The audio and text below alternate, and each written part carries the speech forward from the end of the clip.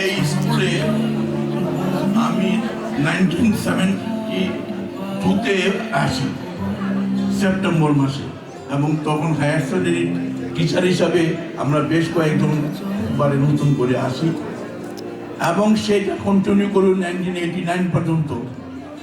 1989 আমি বদরপুর ট্রান্সফার হয়ে যাই। 89 থেকে 99 10 বছর বদরপুরেই ছিলাম। সেখানে আমি প্রিন্সিপাল হয়ে উন্নীত হই। আর 1999 আবার আলিপুরদুয়ারে প্রিন্সিপাল হয়ে ফিরে আসি। 2005 পর্যন্ত এখানে ছিলাম।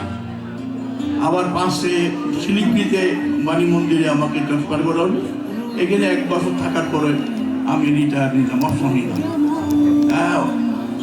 তারপরে থেকে আমি আলিপুরদুয়ারেই আসি। সময় সময় বিভিন্ন জায়গায় বেড়ানো ছাড়া আমি আলিপুরে আসি।